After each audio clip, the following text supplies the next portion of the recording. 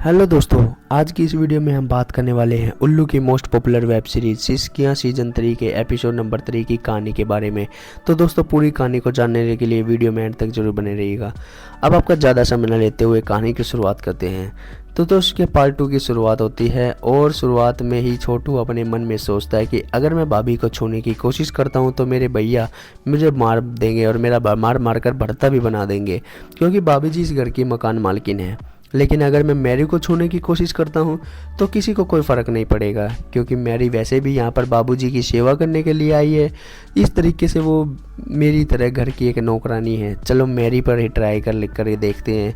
अब मैरी यहाँ पर सिगरेट पी रही होती है तो छोटू इसके पास आता है और इससे एक सिगरेट मांगता है, तो वो इसके हाथ में एक सिगरेट रख देती है। आगे छोटू इसके साथ मिलकर पीने लगता है और ये इसको बोलता है कि यहाँ पर मुझे 2 साल हो गए काम कर रहते हुए, हमारे तो यहाँ पर अच्छे से मन लगाया हुआ है और हमको ये भी पता है कि तुम्हारा भी अभी यहाँ पर मन लग गया है। वैसे इससे पहले तुम कहाँ पर काम करती थी? तो इससे को गुस्सा आ जाता है और ये इसको बोलती है कि तुम ज़्यादा बकवास मत कर और अपने काम से काम रख। अब छोटू बोलता है कि मैं तो अपना काम ही कर रहा हूँ और हमको ये भी पता चल गया कि तुम रात को बाबूजी के मसाज के साथ साथ और क्या देती हो। इसकी इस बात को सुनकर मैरी की हवा टाइट हो जाती है। फिर छोटू बोलता है कि हमको पता है कि तो इस वक्त तुम हमारे बारे में क्या सोच रही हो। इस वक्त तुम हमारे बारे में सोच रही हो कि कैसे भी करके तुम अपने हाथ से गाल लाल करने वाली हो मेरे, मगर करके तुम अपने हाथ से।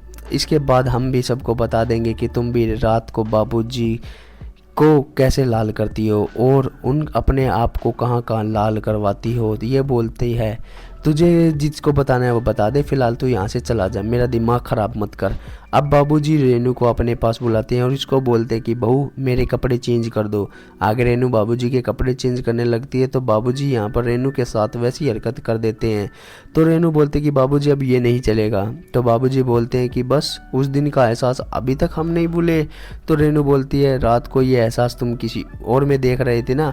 अब संजय मैरी से बाहर मिलता है और इसको बोलता है कि अब मुझसे रहा नहीं जाता, अब मैं तुमसे हर रोज़ छुप छुप के नहीं मिल सकता, चलो हम कहीं बाहर चलते हैं। तो मैरी इसको बोलती है कि अगर हम ऐसे जाएंगे तो हमारी पत्नी को हम पर शक हो जाएगा, क्योंकि तुम्हारी पत्नी वैसे भी मुझको हमेशा गिद्ध की नज़रों से देखती है।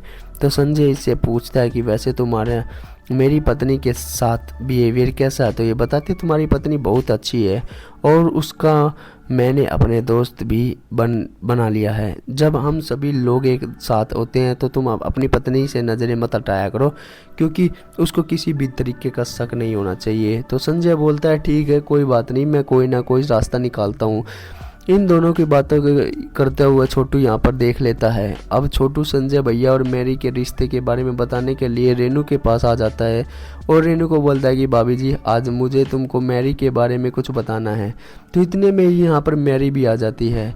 इसको यहाँ देखकर छोटू कुछ बोल नहीं पाता और फिर रेनू इससे पूछती है कि छोटू तू कुछ बताने वाला था, क्या हुआ? तो छोटू बोलता है कि भाभी जी मैं बस आपको यही बताने वाला था कि मैरी बाबूजी को अच्छा ख्याल रख रही है और बाबूजी भी काफ़ी खुश हैं। अब बाबूजी मैरी को फिर से छूने की कोशिश करते हैं, लेकिन इस बार मैरी अपने हाथ नहीं लगाने देती और बाबूजी इसको बोलते हैं कि मेरे पास घड़ी और चेन थी, वो तुमको मैंने दे दिया है, फिलहाल मेरे पास गोटी है, तुम इससे काम रख लो, बाकी के पैसे तुमको बाद में दे दूंगा। अब मैरी गुस्से में बाबूजी को बोलते कि ये कोई दुकान नहीं है जहाँ पर उधार चलता है, अगर दाम नहीं तो माल नहीं मिलेगा, तो जो पैसे हो तो बता देना। अब आगे बाबूजी अपने मन में सोचते कि और बोलते हैं कि तो हम अपनी तिजोरी भी खोल सकते हैं, मगर हमें पता है कि तेरी औकात क्या है।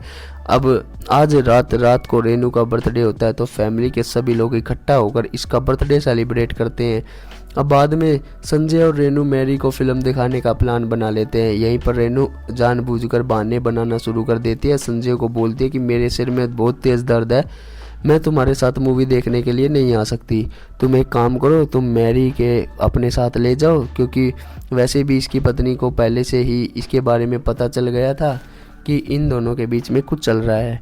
तो इतने ही बोल के इसी के साथ इसके एपिसोड नंबर 3 की भी कहानी यहीं पर समाप्त हो जाती है। तो दोस्तों वीडियो कैसी लगी? वीडियो अच्छी लगे तो कमेंट बॉक्स में कमेंट करके जरूर बताना।